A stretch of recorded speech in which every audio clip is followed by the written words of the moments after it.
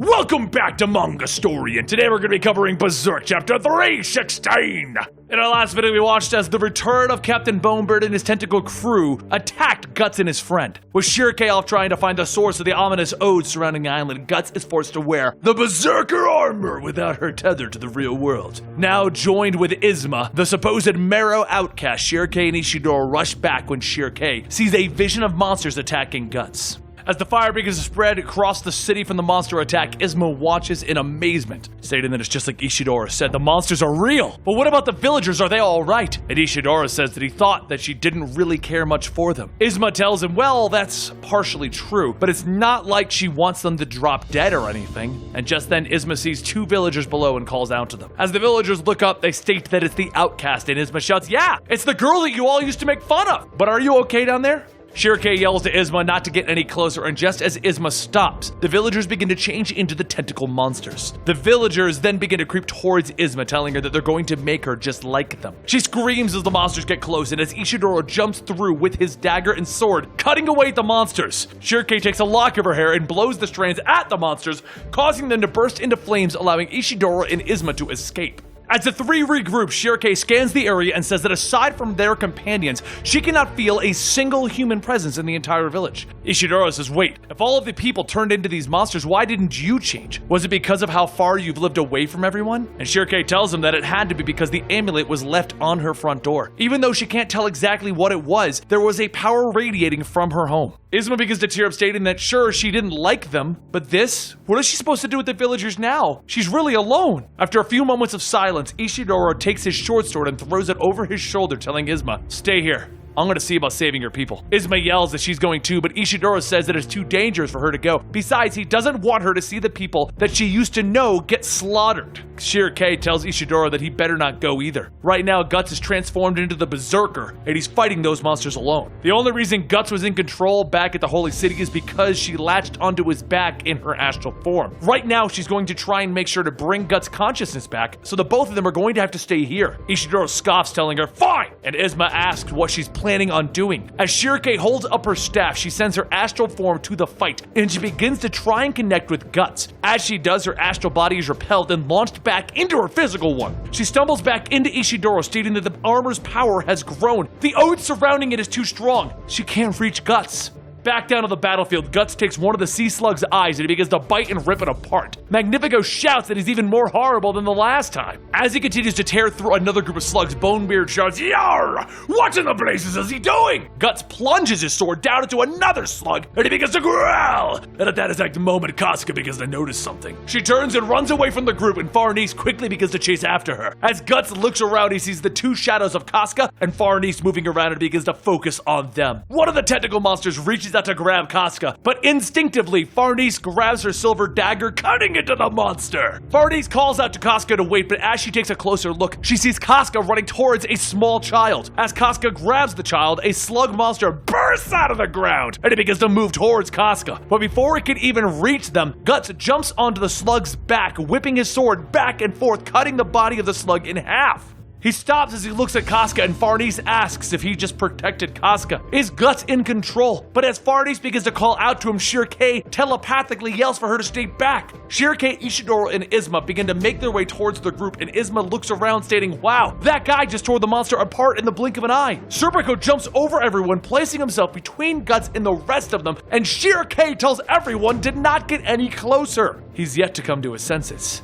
As Guts looks back, he sees everyone as black shadows, the same as he sees the monsters. The voice of the Beast of Darkness begins to chew on the back of Guts' mind, telling him that they are his enemy. Just give in, surrender! But then someone else inside of Guts tells him, look, focus your gaze. And when he looks over, he begins to see the light, and he can clearly make out Casca. But with her, there's someone else, someone made out of light, reaching to Guts.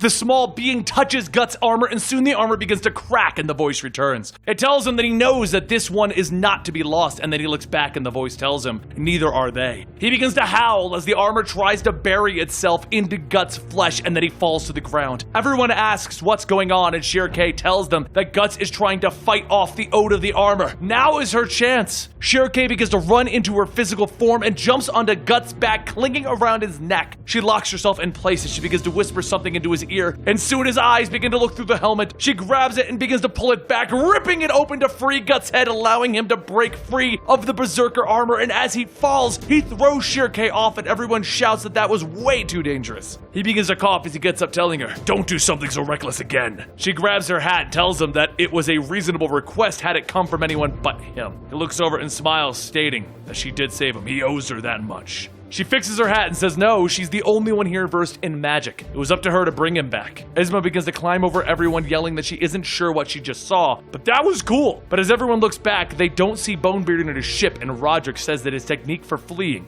truly isn't human. Once everyone relaxes, seeing that the danger has passed, they all look over at Casca to see what she's holding. And that's when an eye looks back at them. Casca kneels down and everyone begins to realize that the child that she is holding is the little boy that they saw on the beach before they went to the Holy City. Ishidori runs up asking how did he get here? What is he even doing here? And Roderick asks if it's an acquaintance of theirs. Farnese tells him yes, he is from their travels from before they reached the Holy City. And Shirkei stares at the boy and thinks, could this be a coincidence? They met him beneath a full moon like last time. Even with magical powers peaking on full moon, she still couldn't detect his presence until now. Guts looks at the boy, and as he thinks back to the hand reaching out to him, he says that it was him. It was the boy. Isma quickly covers the boy up in robes, stating that she's never even seen him on the island before. Oh, and her name is Isma and she lives on the island. But she just realized that she is the island's last remaining person, and it's nice to meet them. While Isma cries and somehow remains happy, Ishidori asks Roderick if it's possible that Isma comes with them now. He says that he certainly wouldn't mind adding one more guest since they already have so many. She asks, so she can leave the island? Whoa! I've always wanted to ride a huge ship like yours. It'll be an adventure. Roderick then tells everyone that settles it. They'll pack up and get off of this cursed island. And Guts stops him, stating that they have unfinished business here. Since they can't leave until sunrise, they'll stay here and finish what they started. Magnifico asks how does he plan on doing that? They don't even know where the enemy nest is, and Isma starts shouting, over here, it's in that cave! Shirkei tells everyone that she may have an idea along the lines of what Guts was thinking, but she'll need them all to return to the ship to prepare some magic. Once everyone gets aboard the seahorse, Shirkei sits down with Farnese and tells her that she's going to be the one to cast the shield that will protect the ship. Farnese asks the formation of the 4 cardinal points? That's too much too soon for her. She could never. Shirkei stops her, telling her to please calm down. You just have to look deep into your heart and see that you are in fact a witch. The cardinal points formation is a powerful spell, but it's the most fundamental spell for a witch, and it must be suitable for your first spell. You've learned how to form your astral projection, so this is going to be no problem for you. Plus, I'm going to help you through the ritual. Farnese slowly begins to panic, and then she glances up at Guts' accepting look and says that she understands. Soon, Shirkei and Farnese begin to match their breaths, and as they close their eyes, they begin to project their astral forms and float above the ship. As they get into position, Shirkei tells Farnese to go ahead and recite the incantation that she taught her. Farnese begins to call upon the power of the 4 cardinal spirits to protect them, and as she does, the spirits begin to form around her. Just as she finishes, the bright light begins to shine around the ship at the spirits that take their places, and everyone watches in awe at what they are witnessing. Back on the ship deck, Shirkei and Farnese open up their eyes, and Shirkei says that it's excellent work, and Farnese asks if they succeeded, and Shirkei tells her, take a look for yourself. Farnese begins to look around at the barrier and asks if she really did that. And Serpico tells Farnese congratulations, while Shirkei says that with this, the name Farnese now joins the ranks of the witches. She says, don't say anything, and then she looks at Guts, and he tells her that he's counting on her to keep watch. She's gonna be their shield. Farnese starts to wipe up the tears from her eyes, stating that she will do her best for them, and Guts grabs onto his sword, stating that it's probably time for them to head up to the front line now. Shirkei hesitates for a moment, and Guts tells her that he's expecting her to make herself useful, since she's his lucky charm in all of this, and if Ilaria yells, that's right! Shirkei turns her head back and says that she's aware of this. As long as she is possessing him, she won't allow him to do any rampaging. Have no fear. Guts then kneels down for Shirkei to climb up, and she thinks to herself that even though she can preserve Guts' will, she can't do anything for his physical burden. At that moment, Guts starts to call upon his armor, and the helmet swallows his head. Shirkei then releases her physical body. Serpico catches her as she falls, but as the Berserker armor fully covers Guts, Shirkei holds on in her astral form. She reaches out as the Beast of Darkness tries to take over, and then Shirkei reaches out again, pulling away at the mask that covers Guts' face. Guts fights for control, but with Shirkei's help, he's able to see things clearly, and everyone asks if she did it. Does Guts recognize them?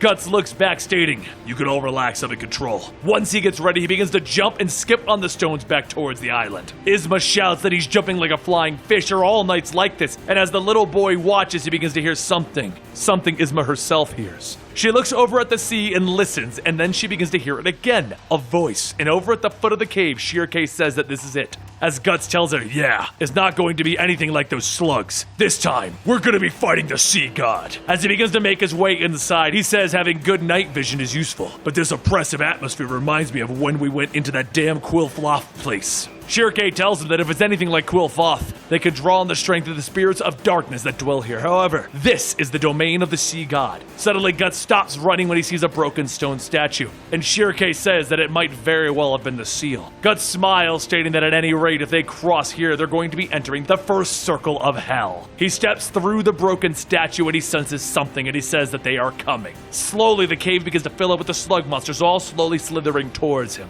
And just then the water shifts, and the ship begins to surface, and Bonebeard yells, "Come on in! Welcome to my humble abode!" Guts sighs, stating that it's him again, and Shirke says that she fears that she is tired of that bony captain. Bonebeard then yells, "Behold, our forces here be endless. That superhuman strength won't be of any use." As he says that, something else starts to come up out of the water, but this time it's something that covers the entire cavern. Guts and Shirke look up at the giant maw of the sea god and all of its tendrils crawling all over. The sea god begins to growl, and Bonebeard says that the sea god be quite angry with ye. The sea god opens his mouth further and it roars, and its howl alone pushes Shirke off of Guts' back. She tightens her grip, stating that the spiritual pressure is immense. How are they supposed to fight such an enormous being? Bonebeard begins to laugh, telling them, "Come on, boys, sink your teeth into their dinner." Shirke yells that there's no way that they can fight all of these creatures head on. They need to retreat back to the narrow passage and fight them one-on-one. And Guts smiles, stating, "That would leave me no room to move.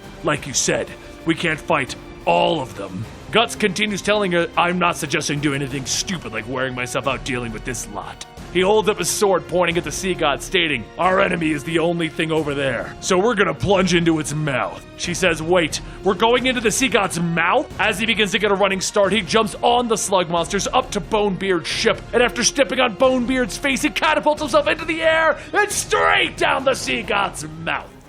And that concludes Berserk Chapter 316 to 319. Thank you for following, and if you want to keep up to date on this, then make sure you subscribe.